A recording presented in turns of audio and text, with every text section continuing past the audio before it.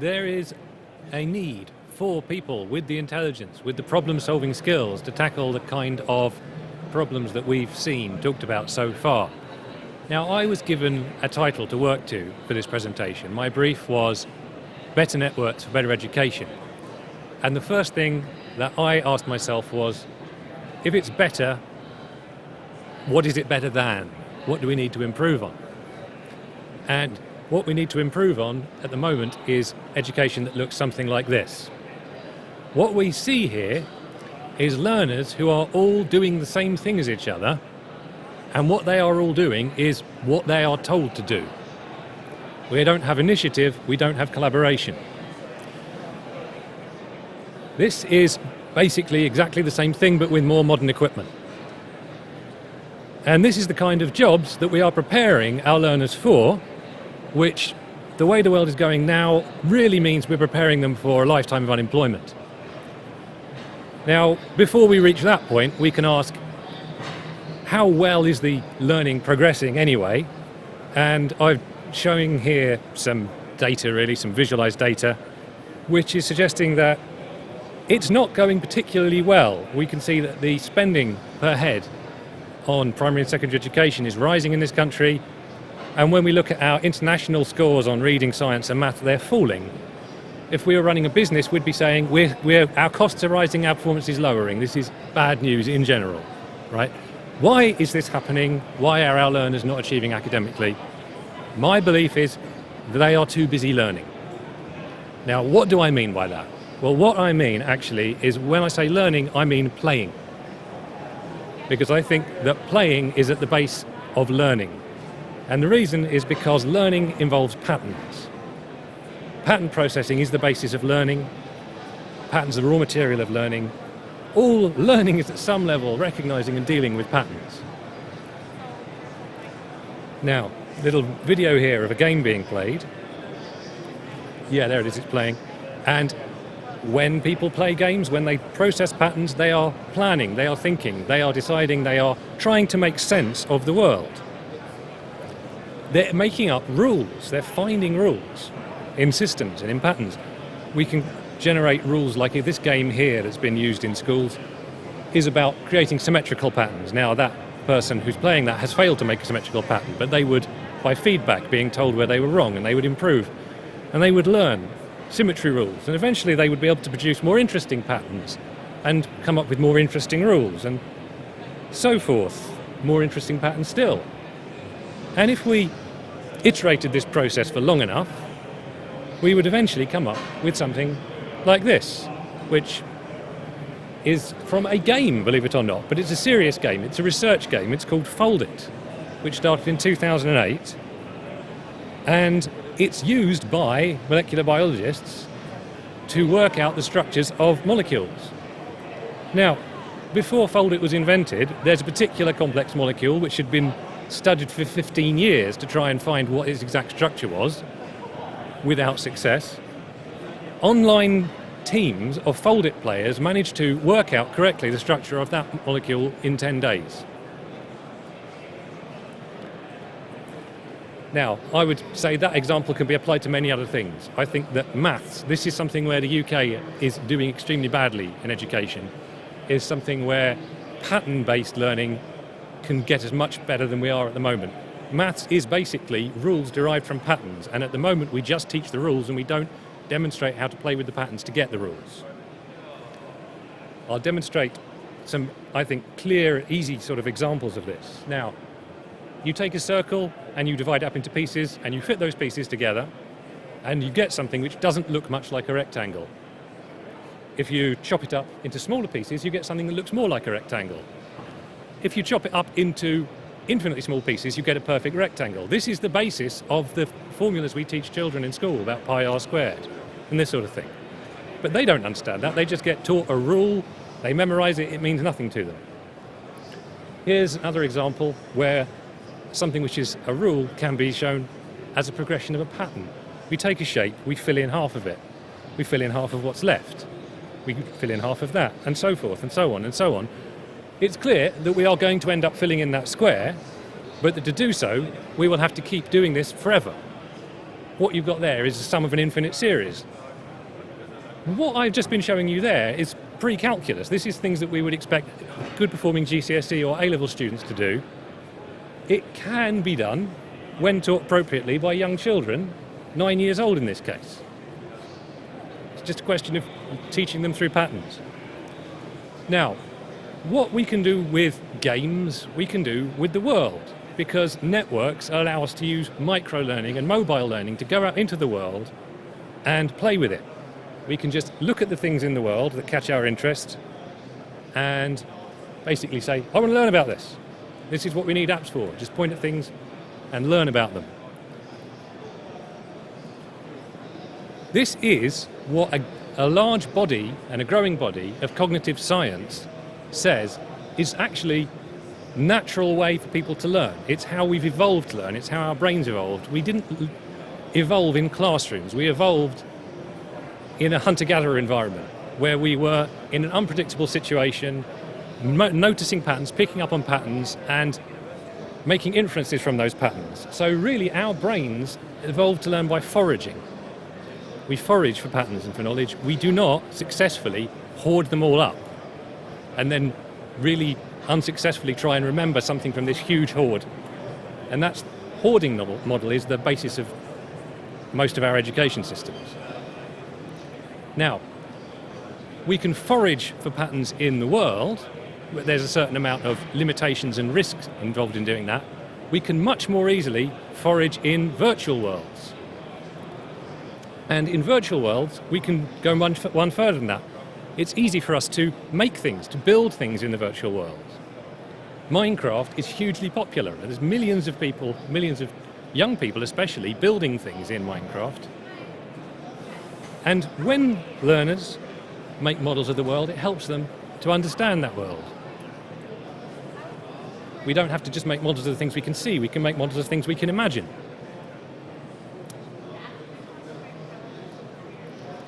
And when learning happens through making, the learner owns that learning. They become personally invested in it. It's something that's theirs. It means that they start to become a more autonomous learner. E-portfolios are relatively new in terms of their application. The technology's existed for a long time, but the use of it is becoming much more widespread now. And an e-portfolio is everything that a learner has collected, their learning, what they have learned, what they've made, what they've found out. They put it online, and it's their collection, it's theirs. They're interested in it. And it doesn't just have to stop there, because this is where networks come in. Playing is fun, but playing with other people is much more fun. Now, some of you may recognize Stack Overflow if you've learned coding. I will put my hand up. I learned an awful lot of my coding through Stack Overflow. It's a forum for coding questions. And it's one example of many, many, many kind of websites that exist where people just come together and ask each other questions and answer each other's questions. These are just spontaneous learning networks. And it's incredible how much you can learn from them. And in almost all cases, for nothing. Now, I think of these as being a bit like content-centric networks rather than traditional internet protocol networks. So instead of having institutions which give you the knowledge, which you then are supposed to hoard and repeat on command, you have a community of practitioners who all do things and make things and teach each other and test each other. The idea is that you have someone in your practitioner community, and that while anyone in that community can share any information with each other, so anyone can be a teacher, anyone can be a learner, you have a structure for verifying that learning, for showing trust that the learning was correct. This is more or less the same idea as transfer models in blockchain, where you don't have one central authority saying, yes, that's okay. You have the community validating each other based on their reputation in the community. But in the meantime, anyone can be exchanging ideas with anyone, so it's still very loose and free and flowing. And something that exists in the real world and is extremely widely used, which is quite similar to this, I think, is Github, which is a collaborative coding practitioner community. And it has a rank for its users, which doesn't have quite the kind of sophistication of the mechanisms I've been talking about here. It's relatively crude, but it's the same kind of principle. A GitHub user's contributions to the community get visualizable. Each member can see each other's contributions. And this leads to an interesting question, which is if you had two different GitHub users and you looked at their contributions, like this one and this one, you might ask yourself, well, who is better?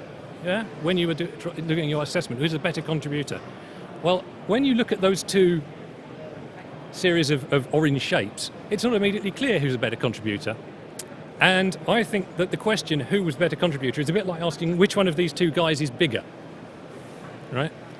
There isn't a simple answer to that either. They are both bigger than each other in different ways. There are multiple dimensions of comparison, which is called the Jaggedness Principle. And the point I would say is that actually their individual differences are less important than how they collaborate with each other in a network, because anything that's really useful that gets done in the world is done by more than one person. That their networks collaborate, and we need to know how people fit together, not come up with some flattened out average of these curves that would tell you that perhaps these two people on average are the same size, which is clearly ridiculous. There is an organization called Praxis, and it's a startup. And what it has tried to tell people is that instead of going to university and getting formal education from the provider, who is like the role of the server in the IP network, you can have a network of entrepreneurial people in internships in various businesses sharing good practice with each other and learning while they do things. The point being made here is that what makes an effective entrepreneur is also what makes an effective learner. It's these abilities like being curious and risk tolerant and being able to deal with uncertainty and having the ability to get up after failures and try again and not need to seek permission to do things and have an understanding of the complexity of the world and how something that might seem simple might have an awful lot of complex interdependencies with other things. Now, something I've asked myself a lot of times, why don't educational policymakers understand that this is a better way to go than the way that we're going? And I'm going to try and answer this in an indirect way by putting a little question here. So you can see that we're saying a baseball bat and a ball together cost $11, and you're told the baseball bat costs $10 more than the ball. So it looks like a fairly simple maths question. The answer is the bat's $10.50, the ball's 50 cents. But I wouldn't be surprised if at some point the idea occurred to you that the ball should be $1, because it does to most people. That's, unfortunately, something which everybody is prone to. It's cognitive biases. The demon of education, the bugbear of education, is that it doesn't really know how to compensate for people's cognitive biases, which unfortunately we also have as a result of our evolution and we cannot easily remove. And what cognitive biases make us do is when we see a question which is difficult, we just look at it and choose an easier one and give the answer to the easier one, and we don't even realize that's what we did. Now, another very important thinker in this area that I would mention is Nassim Taleb, who is not actually directly involved with education at all. He's a writer, a retired hedge fund manager and Wall Street trader. But what he has to tell us about this is very important. He says, your knowledge grows by subtraction more than by addition. He says that everything that you know might be wrong. And the way you find out whether it's wrong is that you put your thinking in the real world and test it in some way. And that will tell you whether you have a cognitive bias that's just telling you the wrong answer.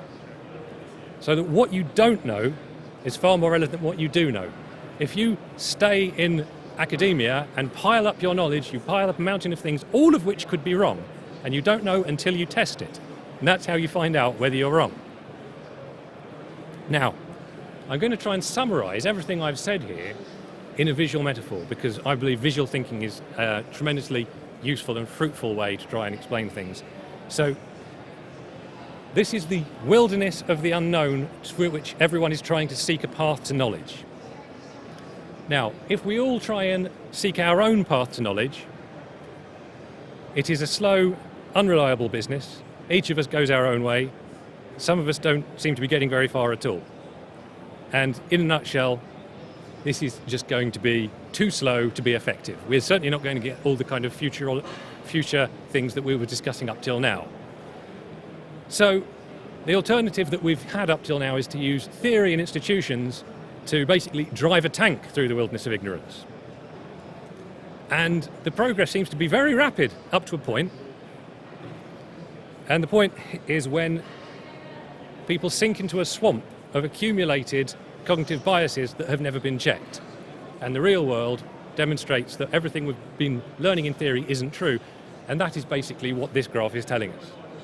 That we are currently, right now, dangerously stuck in a swamp of accumulated cognitive biases. So what can we do? Well, I think we have to start off again with the individual learner and them operating on their own, but we introduce networks. Because with a network, we have the ability for all the people on the ground in that jungle to share their positions, information with each other through the drone that they're all in contact with. And all the members in that network can now communicate with each other and find the best path forward. Hence that change there. And no one is going to be left behind going on a circular path, not going anywhere. And no one is going to sink into a swamp, because if someone does, they will be able to send the information back, don't come this way. So, to sum it all up, with better networks, we play, we forage, we share, we collaborate, we measure our contributions multidimensionally. I am Simon Very. Thank you very much.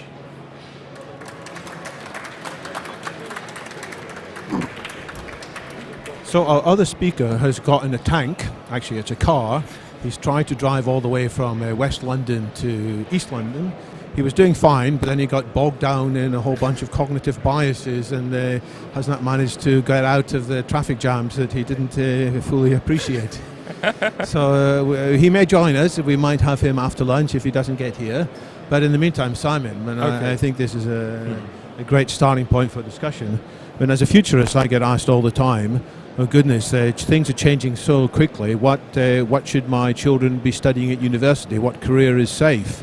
And my answer is always that actually whatever you think you should be studying now, it's probably going to be different in a few years' time. So the most important thing is to learn how to learn.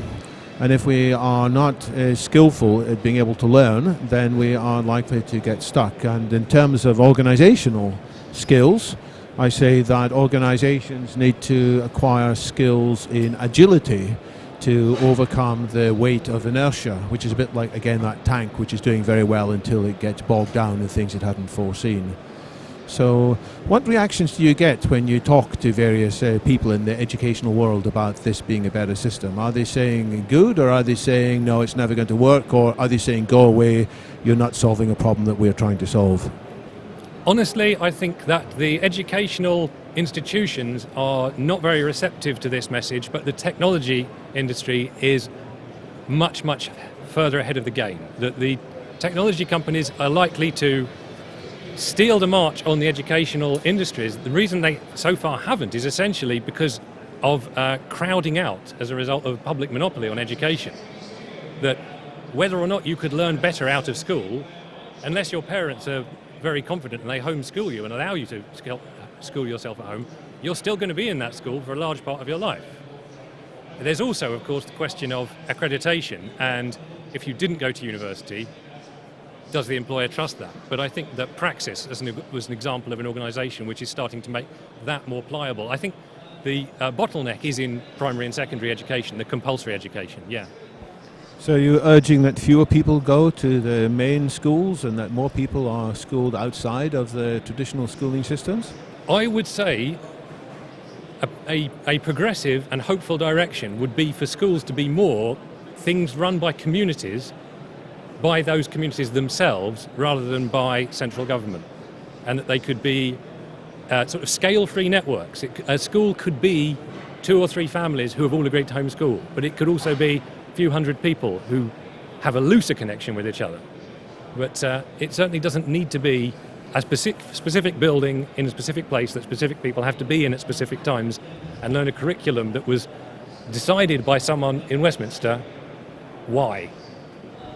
Let's take some reactions from the floor. I mean, I'm going to pick on you, Julian, if you don't mind, because I know that you are also very interested in the educational world. Do you have ideas on how education can be improved? Do they match what you've heard from Simon, or would you put ideas in a different way?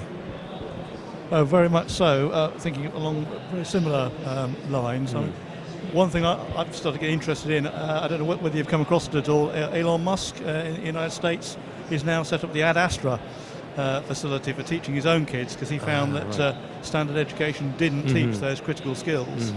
What skills was he adding in that they weren't being covered? It's the problem solving, it's the doing things, not doing things on a forced routine level. It's all the type of things. It's the play, it's the foraging, it's that side of things. But is there any way that we can sort of start to get that going in this country without having a multi-billionaire back it? Well, I blog extensively on these issues, and the blog can be found at that link. And I honestly think that the change is likely to come as a result of a systematic failure of the state education model. That it's in a situation not unlike banks were in 2008. That there's going to be a lack of employer confidence in what any of these accreditations you can get in the education system mean, and that you will also have people voting with their feet. The bottleneck here, I have started to think, is actually childcare. That the reason that it's not possible for most people to suddenly say I'm going to homeschool their children is that both parents are going to be working. And some futurologist somewhere, I hope, is working on ways to remote monitor children and come up with ways that you, by a combination of AI and remote monitoring, that children could be reasonably safely looked after without having to be put in a holding facility for 5 or 6 hours a day. Isn't it the case that most teachers would actually like to be able to have time to teach their children problem-solving skills? And it's because there's already heavy commitments to doing various tests and systems that constrain them from doing perhaps what their own nature would lead them to want to teach? Yes, you're absolutely right. Most teachers are fed up with centralised curriculum and standardised testing as the be-all and end-all of everything. The thing is, though, because their careers are tied up with the public education system, they are defensive against the idea of change coming through a structural collapse of that system, and they are siding with it and trying to keep it going, even at the extent of cooperating with the ignominies of centralised curriculum and standardised testing-driven model. So perhaps the change will come from outside forces, which are like maybe the Khan Academy. Khan Academy is a system of short 10-minute or 50-minute videos in which children often get a much greater confidence about subjects. And it's not something you do in the schools, it's something you do in some of your quotes non-school time. And there may be other opportunities for other companies, other philanthropic organizations to spread around skills in disciplines we said were missing, such as problem solving and learning how to learn and so forth. Do you think that's something that should be pursued? I very much do. I just think that at the moment you have a industry, which I mean the gaming industry, which doesn't quite understand yet how to have a strong educational gaming sector, and is, let's say, not very imaginatively taking its model from the current education system. And that you have things like Khan Academy, and Khan Academy is great, but if you have an app that teaches maths which takes its lead from a curriculum which was set by this state education system, then in a way it's just staying within those boundaries and saying this is what you have to learn because this is what your exam is going to be about. So it doesn't break free from standardized testing. It doesn't allow the learner to start deciding what they think is important. I've come to this conclusion, which I blogged about, which was that EdTechnology at the moment is conflating two things which are actually quite distinct. And one of them is about having bespoke educational pathways, and the other one is about having bespoke educational goals. And if you give learners bespoke pathways, it means you can get to this goal any way you like, but that's where you have to end up. That's what we're saying knowledge is, right? And of course, if that learner does it by a roundabout way, that just means from the point of view of the goal, the learner is inefficient and needs to be corrected. And what is really important is giving learners bespoke goals, so they are deciding what they think they need to be learning, not being told you need to learn this. Could I ask you to go back to your previous slide? I'm not sure how far back you have to go. Okay. There was one about resilience. Maybe it's before all this, actually. Yeah, it's to do with praxis. Nice seeing all this going backwards. Isn't it? Yes. We retreat further into ignorance. Because I think this is sort of the goals that education should have. Education should leave us with a strong sense of curiosity. Because often, the problems in today's society is people have differences of opinions and they want to browbeat each other with facts. You know, you think this, I think this, I'm going to prove to you that you're wrong, he's going to prove to me that I'm wrong, and we marshal all kinds of facts, whereas a bit more of a curiosity, well, why actually do you think this? And all these other, I would call it emotional intelligence, and this is possibly even more critical for survival and thriving in today's world than IQ. So, just say a bit more about praxis and how they might try and raise these goals? Praxis was started by this man, Isaac Morehouse, who was homeschooled. And he did not seem to be very ambitious in his life. And then eventually, one day, he just got up and said, I've got an idea and I'm going to chase it.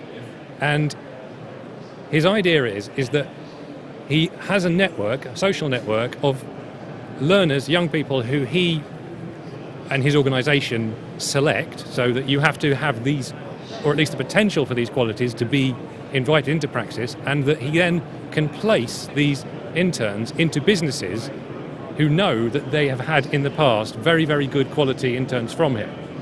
And that they do an internship, they learn the ways of the business they're in, and each of the people in the praxis network collaborate with each other and help each other and make each other excellent entrepreneurial learners, and they add value to them, and that they do that, the praxis program, and then they just get straight into a good job in a good organization.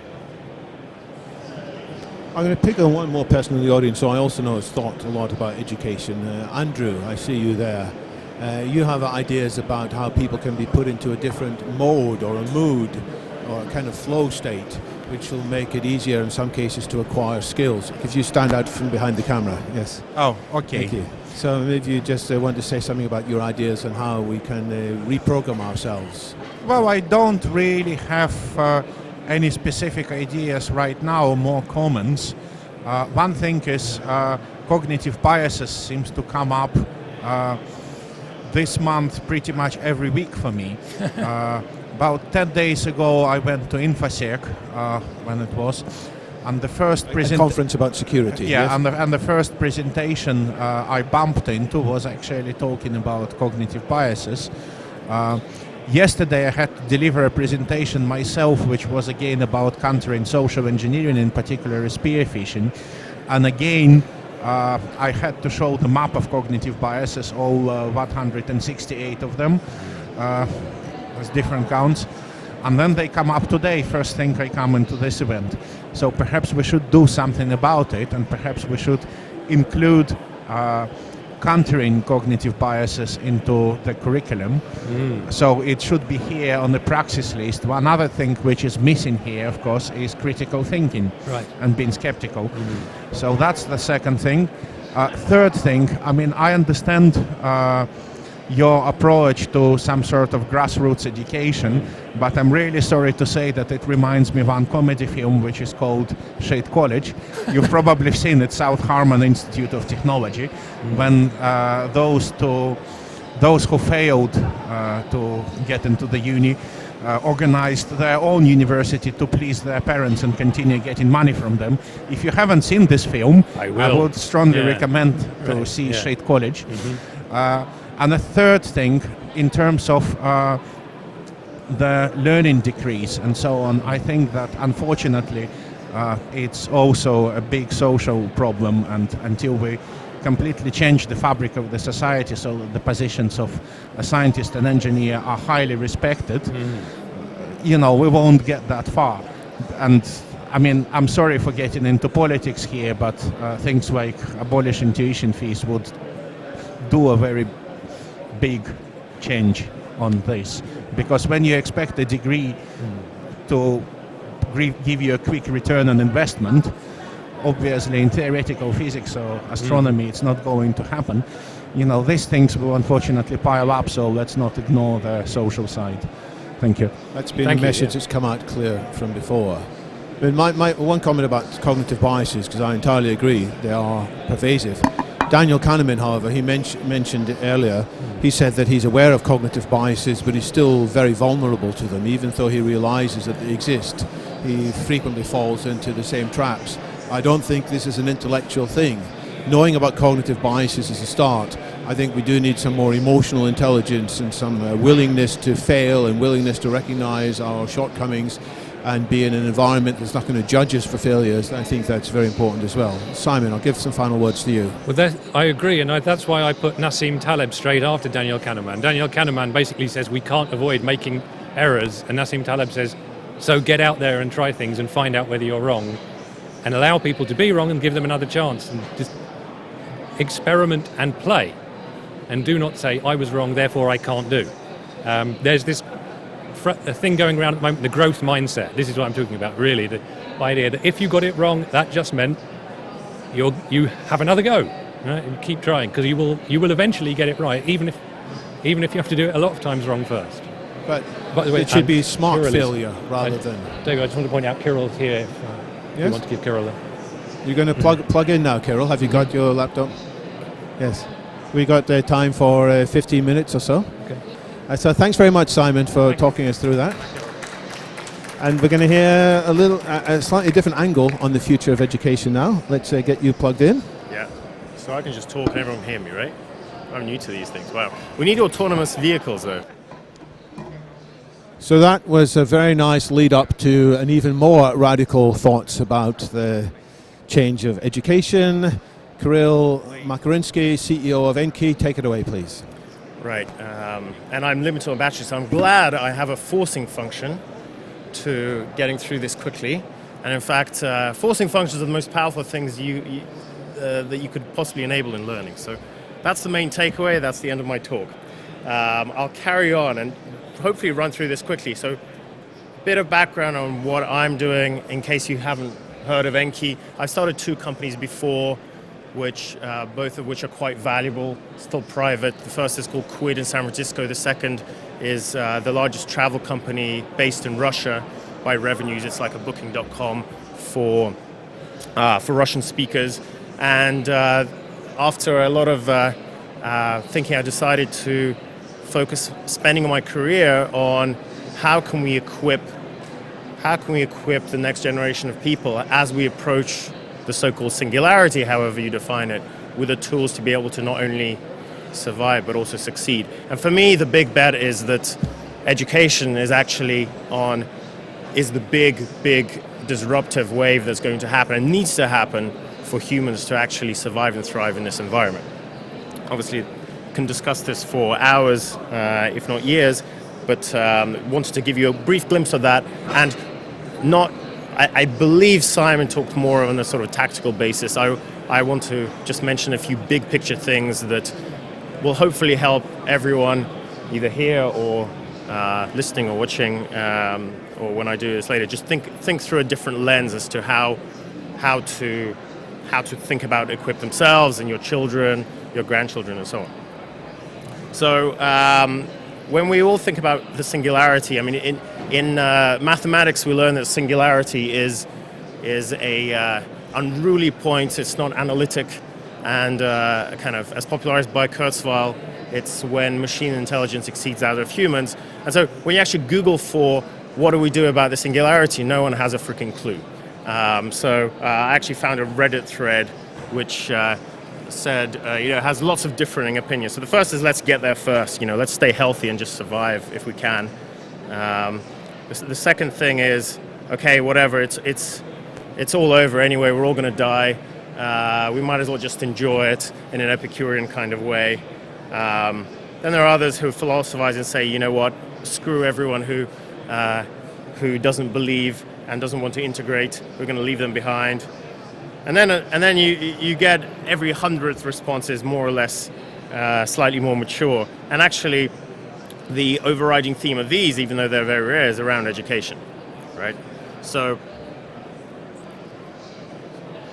I'm not going to talk anything about singularity, but I just wanted to mention and help you guys think about education through perhaps a new lens, and perhaps inspire you to take new actions. So, thank you, sir. Thank you. You're removing my...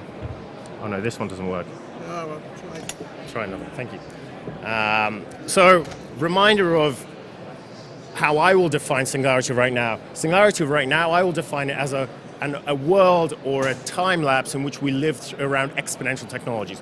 What are exponential technologies? Well, there are products and services as they become digitized, dematerialized, demonetized, or democratized, they can experience exponential growth, right? And this at first is very, very hard to see, because whenever something is growing very slowly, we just think it's going to continue growing in a linear way, and then we don't realize what impact it has until it starts affecting our lives, our business, and so on and so forth. So all of us know this, but my hypothesis and why I want to spend the rest of my career on building tools to equip people for the singularity as and how you want to define it is precisely because I think in the phase of education we're in a very, very early stage of growth, which in the next 5 to 15 years is going to rapidly accelerate. So this is some comics about we don't really care about these exponential technologies until they impact our lives and our business. And then at that point, when we do start caring about them, we start freaking out, overreacting, and then start getting confused by the fact that the most effective technologies are those not that replace humans, but actually work with humans to solve important problems. So there are 3 big things that are changing in education, big picture, that I think are going to be very transformative in the next 5-10 years. The first is what we need to learn, the second is how we view schooling society, and third is how we teach and learn in the future. So with regards to what we need to learn, there are a few things that are dramatically changing and that are worth observing, right? The first thing is that we are entering a phase where everything that is done within a split-second's thought is getting automated, right? So anything where it takes a few seconds for you to decide, a human brain to decide on something or to access knowledge, we're moving to a phase where that's going to become automated, whether that's driving a car or figuring out what do different pictures on the internet look like, or less trivially, figuring out who money should be transferred to at what rate, and so on and so forth. So that's the first observation. The second observation is that we are in this world of exponential technologies, which means that constantly new technologies are coming up. And this is actually quite important because, as I'll describe later, pretty much, I mean, the World Economic Forum says about 65% of what school kids are learning today are going to be completely irrelevant in 10 years' time. Well, I'd hazard to say it's actually 99% because no one can really predict that. Mathematics becomes senseless at best during some kind of exponentiality. So the other thing that is important to, and these are some, by the way, these are sort of 21st century skills again put together by the World Economic Forum, which are dramatically different to how kids are taught in school today. So the other thing that is worth knowing about what we need to learn is the following observation. Humans are very, very good. Well, let me start with what they're very bad at. Humans are very bad at doing anything which requires logical thinking and symbolic reasoning, right? They're also very bad at remembering things. So all of this is probably going to be disrupted by machines, technology, to help them do that more effectively. What they are really good at, they are still humans. We're still very, very good at a few things which machines never will be, or certainly won't be, in our lifetimes, unless we live forever, which is still very possible. So the first thing is relating to others socially and emotionally. The second thing that I could think of is solving unstructured problems, also known as creativity. The third thing is doing non-routine tasks, which are often non-instinctual, like sales and persuasion. And the fourth thing is gathering and working with new information. So whenever you get new information that's unknown to you, figuring out what to do with this and move forward. So the summary of what all those things encapsulate in terms of what humans are uniquely good at are creativity and curiosity. And those are the things that, first of all, I think the next generation of schools will be driving, need to be driving, and how I'm approaching things in the company that I'm working at today, which is called Enki, which I'll come back to in a minute. So this is a stat about 65% of today's grade school kids will end up with jobs that haven't been invented yet related to the skills they're learning, right? So we don't really know, like everything we're taught in schools, I mean, it's mostly either things that humans are not good at and will be replaced anyway, or it's getting people ready for jobs that we don't even know are going to exist yet. So what we learn must adapt, schooling must adapt, and how we teach must adapt. So, I mean, these are all more or less obvious things, but it's not happening right now in the world of work and education. So big picture, we're seeing a few things that are happening, and I'm going to come to a few conclusions and maybe things that you guys can all implement in your lives and maybe help learn more effectively and be prepared. So the first is anything that can be automated, that's going to be disrupted. We're all familiar with the potential, for example, of self-driving cars, autonomous vehicles, and what massive impact that can have not on people who are driving cars, but pretty much anyone who's next on the rung who might say, oh, maybe I'm next, like lawyers or surgeons and so on and so forth. So the second trend around what I mentioned before, around new technologies appearing and happening, is cheap and quick to build technology. We're going to be disrupted there. So the big impact there is that your job is not, today, it's not going to be what, it's not going to be in a few years what it is today. And the consequence of that is probably the company that you're working for is going to die in the near future, if it doesn't evolve, which most don't. And then the third consequence of all this is that you and your children are not prepared right now because we don't know what skills we need in the future, right? So here are a few things that I would think about, and again, not tactical, but maybe a bit more strategical, and just help you, provide you the curiosity to think about this yourselves. So, so the first thing is to think long term with the reality of the fact that we don't live in a linear world, with the fact that everything is changing, and so you need to think deeply about long-term personal choices you and those close to you are making, right? So knowing full well that perhaps your company is not going to be around, knowing full well perhaps your kids are not learning what they need to be learning. Perhaps that means you need to, I don't know, dramatically change how they're taught. Perhaps it means you need to leave your company or start a new one or do something else. But thinking long term is even more critical than it was 10, 20, 100 years ago because things are much less predictable. So the second thing is adopting a data-driven approach to learning. And this kind of leads me into a little bit about how we're approaching things in my company and our product. And here's a little cheat sheet, which is a 30-word summary of our product plan for the next few years.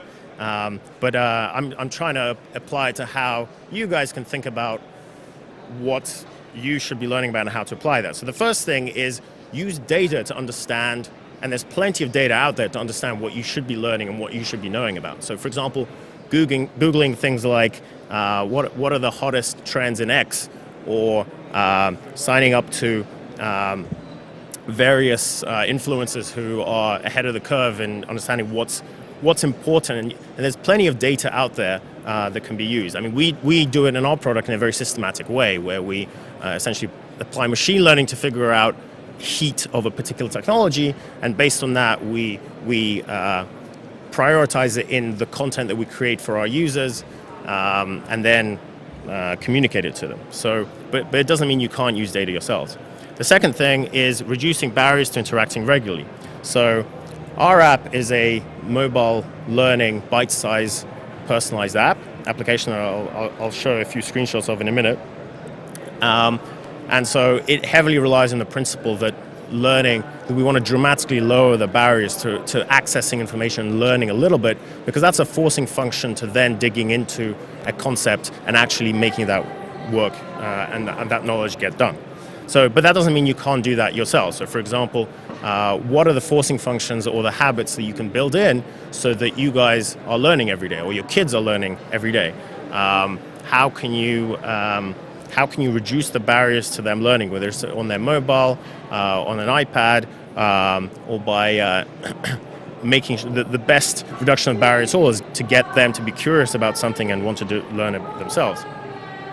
The third thing is teaching in the context of how it will impact the user today and soon. So I'm talking in the context of our users, but again, make sure you don't just do a course, for example, in, I don't know, the future of mobile technologies. Make sure you understand how that's in line with what might impact or change in the context of your work. 4 is we collect feedback on our users. Again, you want to make sure you do a self-assessment as to how things are going. So for example, every Sunday, doing an analysis of, okay, well, what have we learned as a family, or what have we done to actually move the needle in understanding, and what are good resources that we've learned, can we share them, and so on is usually helpful. And then the fifth thing is, well, this is contextual to the product, but make sure you adapt things to your individual, to yourselves, and make sure you feed that back to the data to make sure you're learning new things. I've talked about your company probably dying, so keep that in mind. Do something about it. So, quick note on machine learning. I think I've got a few minutes. Machine learning, everyone's heard about it, but the way I think about it, so machine learning is essentially very simply put, it's a collection of if-then statements using a lot of data. But the way I think about this in the context of your own life is learning about machine learning, it helps you understand the possibilities of technologies. It helps you understand what computers can do in the short term and the longer term, and how that may impact you. So properly understood, machine learning helps you understand the limits of technologies perhaps now and later on. So it's important to understand that purely within the lens of what can computers do today and what will they be able to do in 5-10 years' time. Educating yourself and your kids through the lens of curiosity. So how does mobile fit into this? I'll finish with what we're doing and I guess what we're talking about today, which is mobile. I've tried to talk in a more big picture kind of way, but how does mobile fit into this and what we're doing? So Enki is a free, simple and personalized tool to learn and improve technology skills, and we're applying the 3 things, and we found 3 learnings in terms of the context of how mobile can impact the future of education. The first is that people really underestimate the value of micro-learning. So micro-learning in the concept, in the definition of acquiring bite-sized nuggets of information and knowledge in order to learn various concepts or so on, is really important in terms of, first of all, getting learning started in the first place, because it's very easy rather than opening a book or starting a long course and so on. It's also incredibly valuable in helping to get information to stick and knowledge to stick as well. So it impacts the full learning curve in a way that actually individuals and companies really underestimate. So for example, even what most people on a practical basis, what most people underestimate is, for example, even reading one page from one chapter of a book today is very, very helpful, while most people think, oh, I've got to start and fully finish a book, right? But actually, even out of context, reading even a paragraph or a page of a certain book that you've always wanted to get to on a regular basis, that builds in the curiosity to actually help you think of new ideas, and even if you don't finish that book. So, but the biggest thing that micro-learning impacts is curiosity. So the big idea that we're focusing on is that the fact that you don't even need to teach to be effective at all. To be an effective teacher, you don't need to teach the content. The most valuable thing is for you to provide the curiosity for your students to go and teach themselves. So how can you provide the stimuli, the tools, and the information so that your student can go ahead and then teach themselves through all the tools that are available out there? And the third thing is that mobile, for the first time, can really provide a framework for true personalization. So there is no network out there that really provides true personalized learning. And I think we would all agree that if our kids, if our students and so on were taught in a personalized way, this would be dramatically more effective than in a school arena where we're taught within the confines and needs of the industrial age. Now, through a mobile, it actually allows us to collect data on users that were not previously possible. So every minute, for example, we can collect data on what a user knows, doesn't know, what they're interested in, what they're not interested in, and so on. And this is a very powerful tool to be able to build in machine learning so that we can provide a unique personalized learning path for everyone. So there's just some screenshots to finish of our product. This is an example of where we give links to learn more. So we provide the curiosity for someone to care about a certain concept, and then we let them dig in. And I think I'll finish there. I have no idea how much time I've taken, but hopefully I've provided some food for thought. Thanks, guys. No, that was absolutely fascinating. Many thanks, Kirill. Simon, I'll ask you if you have any comments or reaction on that. We don't have long, unfortunately. But are you bought into this vision? Did you see things differently? Well, when this was arranged and I knew that I and Kirill were the people who were going to be looking at this, I had a look at Enki, and I immediately thought, oh, that looks good, because basically that looks like Duolingo for learning coding. And I thought Duolingo was a very, very good way of learning languages. I'm rubbish at learning languages, but Duolingo got me learning it. What I'm interested in is the question of the stimuli for curiosity, right? Yep. Absolutely, because Yep. a learner doesn't necessarily know why they should be interested in this and why they should be interested in that. And my presentation was very much about saying the technology needs to just look at the learner's world and say to the learner, whatever it is you're interested in, basically put your phone over that and click learn about this, and to get them hooked so that they then carry on. So what you've got there is it's for people who already kind of know they want to be coders, isn't it? Well, I mean, we've had 500,000 downloads of the app in about 12 months, and that's primarily from coders. But we actually introduced a computer science essentials course recently, which is so for anyone who hasn't done a computer science degree and anyone who cares about technology and works in technology, doesn't matter if they're coder or not, it's really valuable. So I'd actually encourage everyone to have a go at it. It's free, is it? It's free, yeah. So how are you making money out of this? So the idea is just like LinkedIn, to build a huge network of technologists that are collaborating. Yes. So we're building a skills-driven LinkedIn, right? So we're building a very large network of technologists who are collaborating around knowledge, and then we make money from recruitment and other things. We're way over time. If anybody is bursting to ask a question or comment, I'll take you. Otherwise, we know where to go. We should look at enki.com. And we can dig in there. I think this is a very promising line of development. Education is incredibly important. We are not doing it anything like well enough as we need to, but there is promise ahead. So many, many thanks, Kirill, and I'm glad to see your battery has held out at 7%.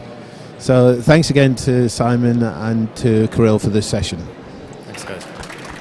Thanks, David. Kirill's going to be around. We are going to take a break now. It's not a long break, so don't go off and order yourself a 3-course meal, because we are starting at 1:30. There are plenty of places around where you can get a small snack, and I don't mind if you bring your food back here and eat it, provided you do it quietly and don't disturb your neighbours too much. But I hope to see you again at 1:30. We are going to look at applications of new technology in other very important industries that maybe you haven't thought so much about before, namely construction, and then agriculture, and then financial services. So enjoy your lunch, and thanks to all of you.